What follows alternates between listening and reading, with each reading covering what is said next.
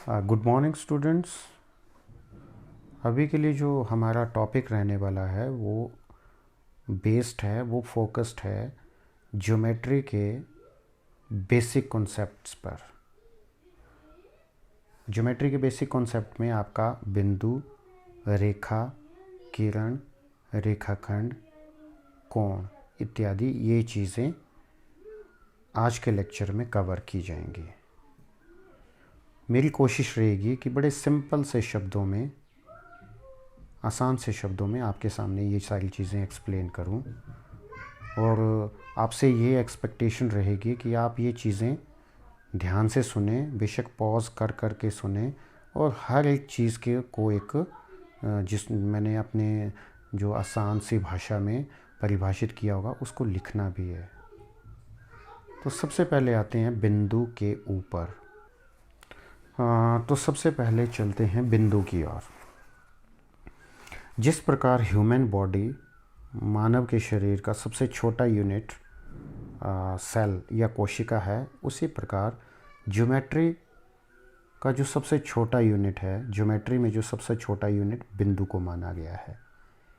बिंदु से ही रेखाओं, रेखाखंडों, किरणों या जो आपकी शेप है चतुर्भुज या त्रिभुज जो आप बनाते हैं, उनका सबसे बेसिक यूनिट बिंदु ही है। बिंदु की परिभाषा को आसान शब्दों में इस प्रकार से बोलेंगे: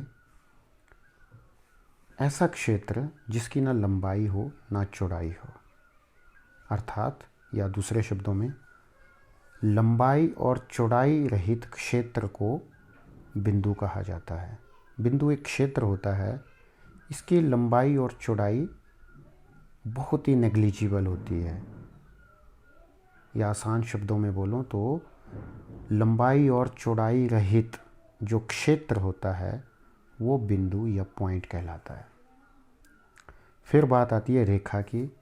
रेखा में सरल रेखा या वक्र रेखा, दो तरह की। सरल रेखा बिल्कुल सीधी, वक्र रेखा टेढ़ी मेढ़ी वक्राकार की।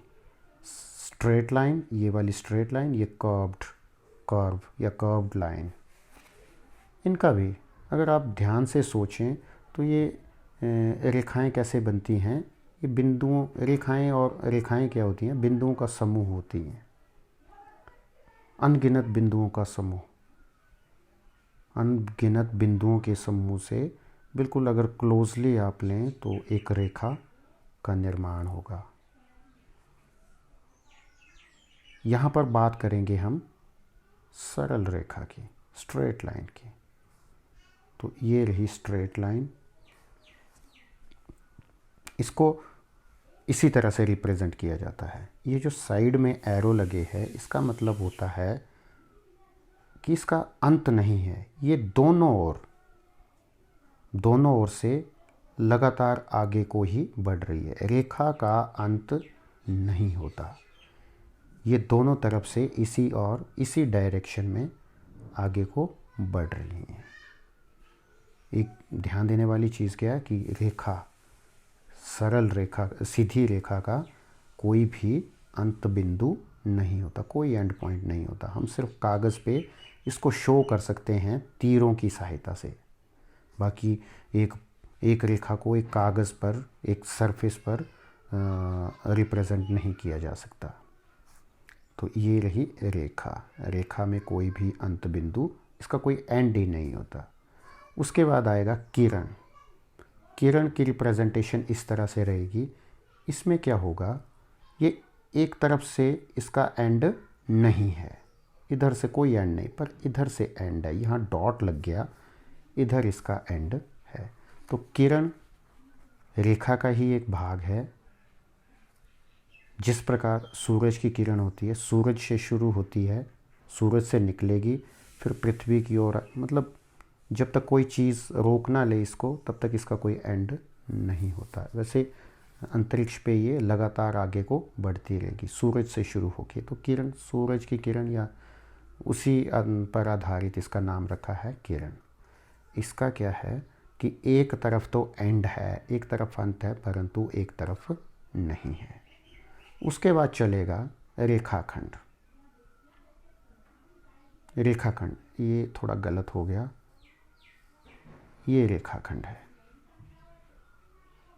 ये दोनों तरफ से ख़त्म है, इसका दोनों तरफ से एंड है। यहाँ पर एक एंड पॉइंट, यहाँ पर दूसरा एंड पॉइंट।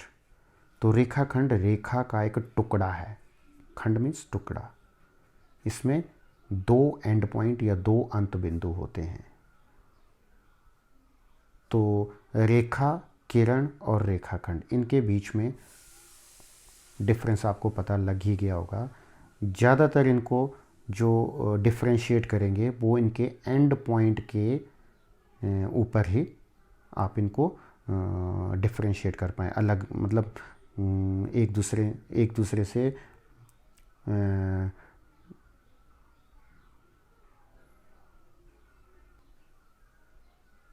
मेरा बोलने का अर्थ है कि अगर आपने रेखा, रेखाखंड और किरण के बारे में भेद बताना है तो ये ज़्यादातर अंत बिंदुओं पर ही आधारित रहता है। आप बोलेंगे रेखा में कोई अंत बिंदु नहीं होता, किरण में एक अंत बिंदु होता है और रेखाखंड में दो अंत बिंदु होते हैं, नंबर 1, नंबर 2। इसमें एक ही अंत बिंदु है, इसमें कहीं भी इसका एंड नहीं है। हैं क्या ही ये बिंदुओं के समूह ही हैं। तो रेखा ये रही आपकी, ये रही किरण और ये रहा रेखा खंड।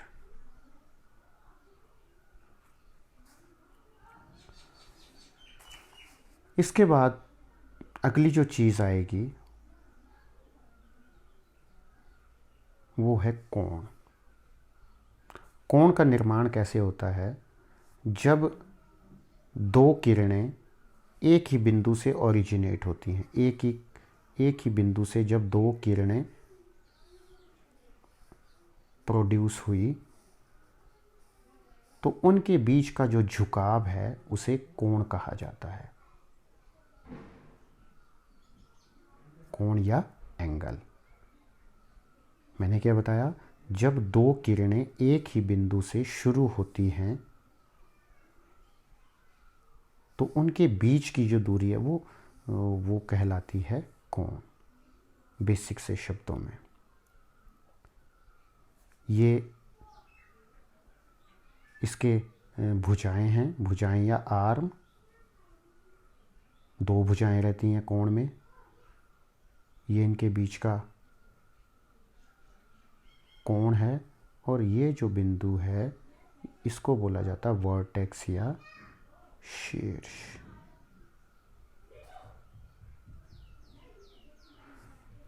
इसके बाद अभी मुझे लगता ज़्यादा बड़ा वीडियो नहीं बना, इसके बाद मैं आपको कोणों के प्रकार भी बता ही दूँ। जनरली कोण 6 प्रकार के होंगे। मैं आपको एक स्लाइड के माध्यम से बताऊं।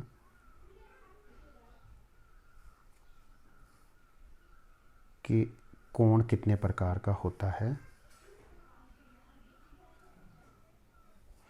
हाँ, तो ये डिफरेंट टाइप के एंगल्स हैं। बेसिकली 6 टाइप के एंगल्स। सबसे पहले न्यून कोण, अधिक कोण, फिर समकोण, ऋजु कोण, प्रतिवर्ती कोण और संपूर्ण कोण। 1 2 3 4 5 6 6 इनका माप दिया होगा। आपको ड्राइंग में आपने कोणों के बारे में पढ़ा होगा। वहाँ से भी आप इजीली समझ सकते हैं।